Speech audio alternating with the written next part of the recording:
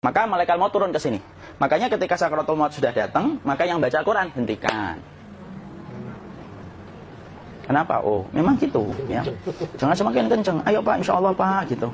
Al-Baqarah Pak, Al-Baqarah Pak. Al-Kahfi, Al-Kahfi. Enggak lah. Yang baca Quran berhenti dulu. Kemudian digantikan dengan kita mentalkin. Antum agak ke sana dikit. Masya Allah ya. Orang yang meninggalnya kooperatif ini. maka agak ke sini ya. Maka disunahkan kita untuk mentalkinnya. Nanti ketika mentalkin jangan terlalu sering, jangan terlalu membebani. Jangan terlalu sering itu la ilaha illallah, la ilaha illallah. Enggak gitulah. Berat nanti dia ngerasakan. Di situ Imam Qurtubi juga menyampaikan, jangan terlalu sering karena itu memberatkan dadanya. Jadi ketika mentalkin, saya sampaikan, boleh diganti atau enggak Ustaz? Enggak lah, talkin itu ibadah. Ibadah itu tauqifiyah. Tauqifiyah itu enggak usah diganti. Karena Rasulullah mengatakan, lakinu ala mautakum la ilaha illallah. Talkin orang yang meninggal di antara kalian dengan la ilaha illallah. Enggak usah diganti Allah Ustaz yang lebih singkat, lebih pendek. Enggak usah. Subhanallah Ustaz, enggak usah. Kenapa? Karena talqin sudah ditetapkan ucapannya oleh Nabi, begitulah kita mencontohnya. Jadi tidak usah diganti. Cara mentalqin, jadi kalau keadaan sudah tenang, tolong kalau sudah sakaratul maut jangan ditinggalkan. Karena sesungguhnya pertempuran setan itu pada detik-detik kematian semacam ini. Dan betul-betul berusaha untuk menjadikan dia murtad. Nanti makanya di situ di buku nanti dibahas kan, pertempuran setan itu sampai detik-detik orang mau mati itu sudah ayo kufur, murtad aja tuh, kamu sakit kan? Nah, itu kayak gitu. Makanya jangan ditinggal. Capek gitu kok nggak meninggal gitu ya. Udah gantian mas. Dan jangan kemudian meninggalkannya. Mangkat dulu gitu. Enggak lah, janganlah. Terus ditampingi terus. Kalau bisa ya sudahlah berikan waktunya kita untuk sementara waktu itu betul-betul berkhidmah kepada orang yang kita cintai terakhir kalinya. Cara kita kemudian mentalkin adalah, yaitu adalah di sebelah kanannya, la ilaha illallah. Biarkan dia mencerna dulu, tidak usah buru-buru kemudian kita langsung nimpali lagi. Dia mencerna dulu sambil kita doakan, peluk, ya Allah dimudahkan gitu. Kalau ada orang yang bisa ngucapin la ilaha illallah itu siapa yang memberikan itu? Ustadznya memberikan kekuatan Allah Pak. Karena ngomong adu aja sudah tidak mampu.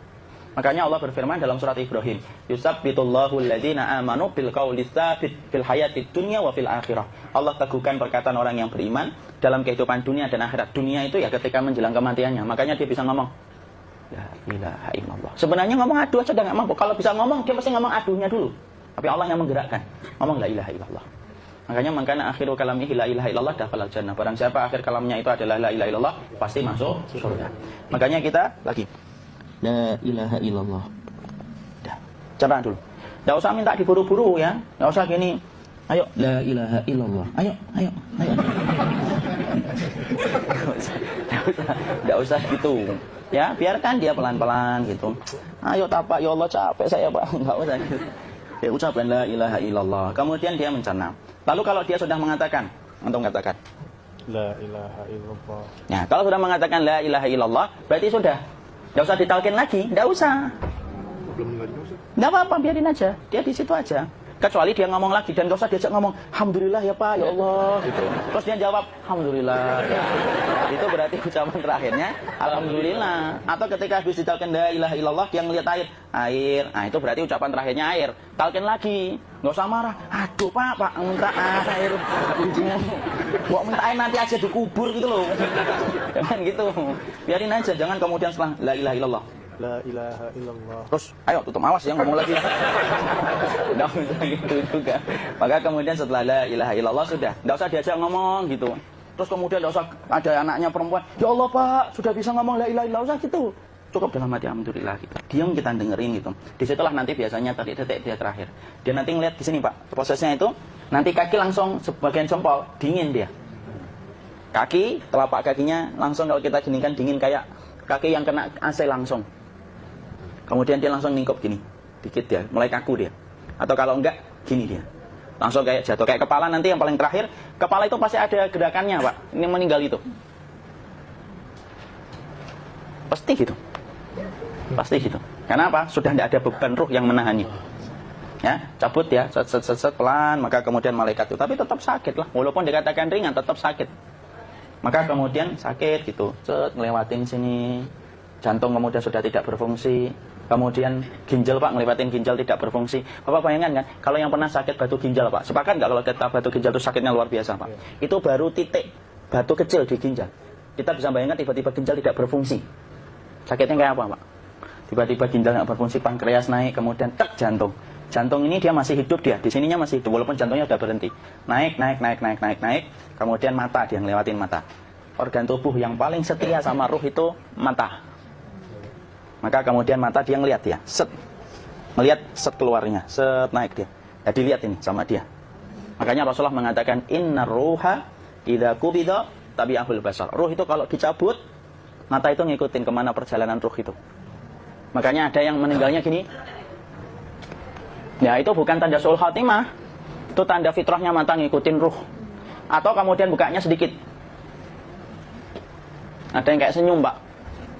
Ada yang kesini yang keringetan, nah itu tanda husnul khotimah. Ada yang senyum. Jadi sakitnya setelah selesai itu long gitu. Makanya kemudian ada yang tersenyum. Maka itu tanda. Kalau kita ngelihat orang yang membuka mata kayak gini, tidak usah takut. Cepat-cepat kemudian kita nanti tutup. Biasanya kalau terlalu lama, itulah yang menjadikan ini tidak bisa ditutup. Makanya harus pakai kapas akhirnya. Karena apa? Karena pas meninggal nggak langsung ditutup. Biasanya karena perawat takut, dokternya juga nggak tahu itu, dibiarin itu. Makanya ada beberapa mata yang ditutup pakai tesoplas kan? Sebenarnya kalau langsung bisa nutup dia, fitrahnya nutup mata itu. Jadi kemudian kita baca Allahumma fillahu warhamhu wa'afihi wa'fuan wa ta bismillah wassalatu wassalamu ala rasulillah, tutup. Bismillah. Tidak usah takut. Kecuali buka lagi ya, ini baru kita kabur bareng. Kalau buka lagi Pak, insyaallah Pak, ya Allah ya kita kabur bareng-bareng Pak. Diusap Pak, diusap ini. Enggak disenggol gini enggak. Begini kan sudah meninggal dunia. Tangan boleh begini, boleh diluruskan, enggak ada ketentuannya. Boleh gini, boleh kemudian lurus. Enggak usah disalahin kalau ada yang lurus. Lu itu tangannya gimana sih? Posisikan kayak sholat. Enggak ada perintah kayak gitu. Jadi kemudian dikondisikan saja terus, maka kemudian dipijit-pijit, akiknya dikeluarin, kemudian jamnya dilepas, gigi palsunya dilepas kalau ada, ya. Kemudian apa setelah itu? Coba buku. Kemudian kalau bisa awal-awal, kemudian taruh buku atau sesuatu yang agak berat di perutnya ketika baru meninggal dunia. Kenapa kemudian ditaruh kayak gini? Bukan apa-apa, supaya membantu sisa-sisa pencernaan dia untuk keluar. Nanti Pak, biasanya kalau kita taruh agak yang berat gini, atau kemudian kita gini-gini kan, ini udah makan belum lagi? Udah makan belum makan, udah gede ya. Maka mencet-mencet kayak gini, biasanya nanti ketika dimandikan, nah pas dimandikan diginikan saja. Nah ini dia sudah keluar di belakang, dia gini. Terus nanti keluar dia. Nah ini keluar langsung di belakangnya. Dan memperlakukan orang kalau sudah meninggal dunia itu yang lembut gitu.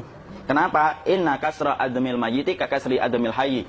Mematahkan tulangnya ketika orang sudah meninggal dunia itu lebih dia rasakan sakit ketika mati daripada ketika masih hidup. Tuh Islam itu sampai sama orang mukmin itu kalau sudah meninggal aja sampai selembut itu. Kok hidup kasar itu kebangetan dia jadi orang itu.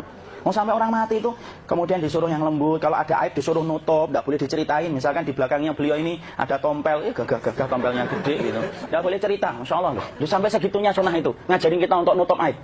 Kalau ada orang belajar sunnah sukanya buka aib, nyari-nyari kesalahan orang. Sunnah yang mana dia pelajari itu saya bingung. Makanya kemudian gini, setelah selesai, maka kemudian tutup dengan kain. Maaf ya, Kia. Ya, nanti kalau nggak kuat napas ngomong ya. Maka ditutup kayak gini, ditempatkan kemudian jangan di tanah tapi di atas dipan. Karena apa? Syekh Abu Malik Kamal Said Salim dalam Sahih Fikih Sunnah menyampaikan supaya tidak cepat busuk. Dia taruh di atas, kemudian ditutup pakai kain apa saja. Ya, sembari nanti kita mempersiapkan tempat mandinya, tempat kafannya dan yang lain sebagainya. Maka kemudian kalau ada yang datang boleh dibuka. Kemudian kita mencium ininya apa? Kemudian keningnya. Kemudian kita berdoa, nutup lagi kayak Rasulullah ditutup, kemudian yang datang terakhir itu salah satunya Abu Bakar. Dibuka kemudian beliau, ya Allah ya Rasulullah, engkau adalah orang yang percaya hidup dan matimu. Dan tidak mungkin Allah itu mematikan engkau 2 kali ya Rasulullah. Maka kemudian ditutup kembali, saat itu para sahabat dalam keadaan mendung semuanya. Maka disitulah kita lakukan kayak gini. Ditutup gini saatnya. Kasihan tidak bisa nafas, insya Allah tidak butuh nafas lagi. Jadi kemudian kita semacam ini, kita persiapkan apa yang bisa kita lakukan. Nah itulah proses kematian dari sakit, sakaratul maut sampai kematian.